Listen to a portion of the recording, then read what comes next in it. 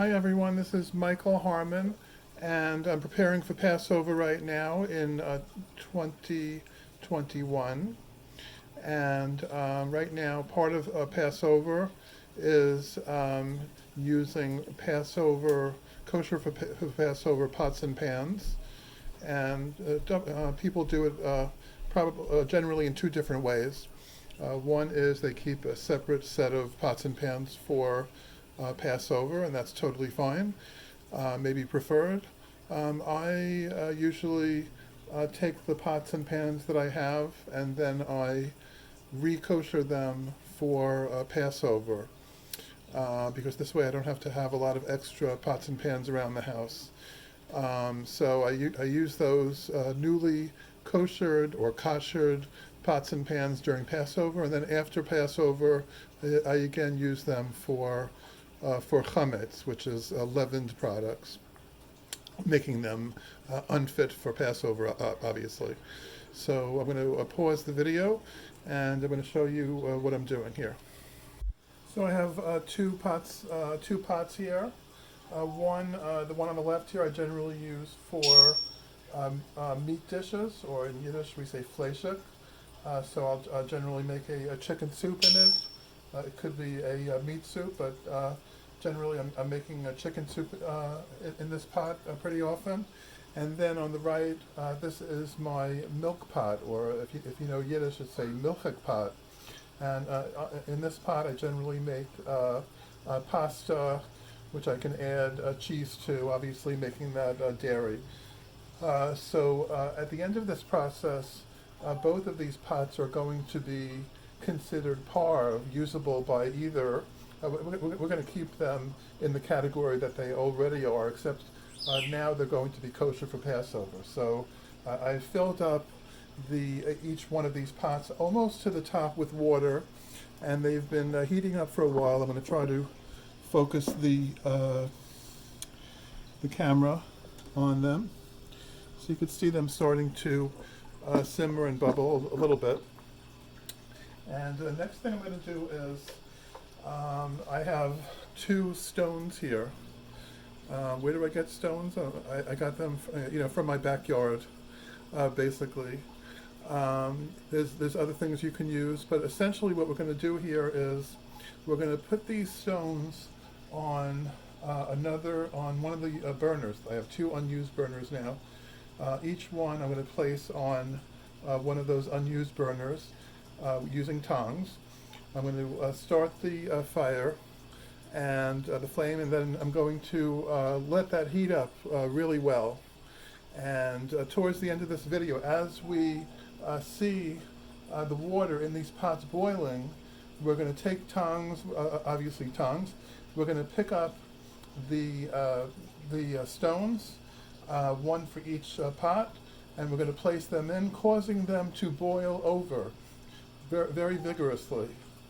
And also, it'll help to clean the stovetop, needless to say.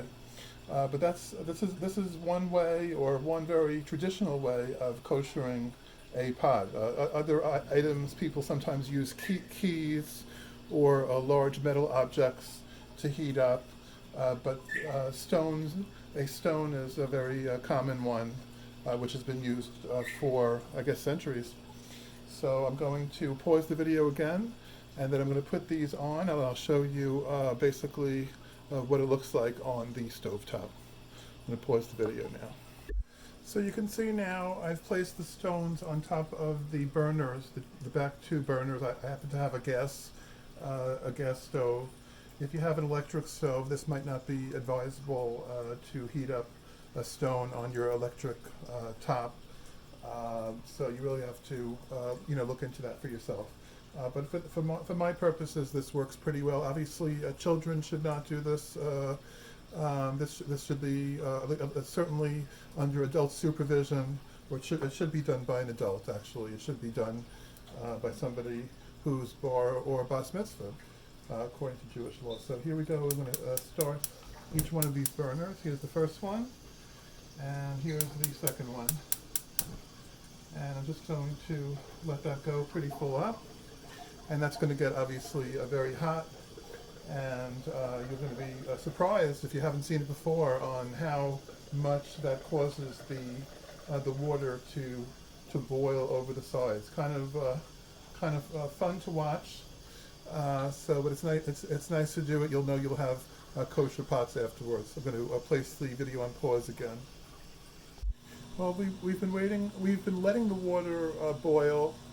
It's now starting to boil after about, I would say, 15 or 20 minutes of waiting. This right pot is boiling pretty well. The left one is still bubbling and simmering. So we're going to demonstrate the koshering of the pot, or the final step, with this one. It's the same thing, obviously, for both. So I'm going to use metal tongs. I think metal tongs are important. I think any kind of plastic or laminate might melt. These stones are extremely hot. Now I have it. I'm holding it in the tongs. Obviously, don't hold this in your hand. And stand back, because this is going to boil over pretty well. And again, this should be done by an adult. So I'm going to drop this in, and I have a towel nearby, and I'm going to drop it in. You're going to see it spill over. There it goes. That is how we kosher a pot, whether it be for Passover or just in general for the rest of the year. But this pot now is considered completely kosher for Passover, and as long as I don't use any chametz in it or any leaven products, it's going to continue to be kosher for Passover. And as I told you, I intend to use it after Passover for regular pasta and so forth. So it'll become not kosher for Passover, but it'll still be kosher. And I just wanted to add a little bit more, which is that all the laws that we have regarding keeping kosher are from the oral law of the Torah. We have the written law, and we have the oral law. And the Seder really is a testament to the rabbinical Judaism which we practice, which incorporates both the written law, which is the 5 books of Moses, as well as all of the other prophets and writings, and as well as the 63 portions, or in Hebrew, Masechtot, of the Talmud, which are all from which we derive the laws that we live by, including one which is dedicated to the laws of Passover. So that's all for now. One more comment, actually, which is this procedure relates to koshering pots.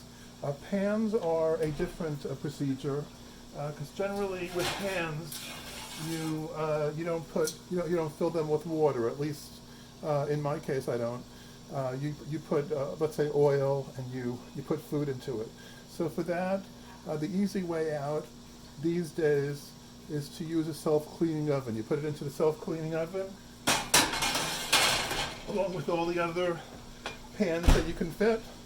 You turn the self-cleaning oven on, and I recommend that you do it the longest possible time, but if you can't do it the longest possible, on my oven it's 4 hours, and the shorter self-clean is 3 hours. So I try to do it for 4 hours if possible.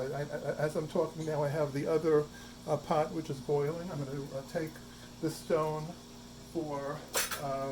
that I prepared for that one while we're online, and here we go. Grab that one. I have that here.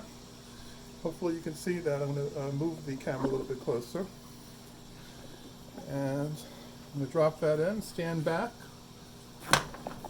and as you can see, this pot is boiling over even more than the last one. So it's unpredictable how much it will boil. It was probably warmer than the other one. So now, obviously, I'm going to turn off all of the burners, and I'm going to spend a good amount of time drying the stove and any of the surrounding. Actually, some of it went on the floor.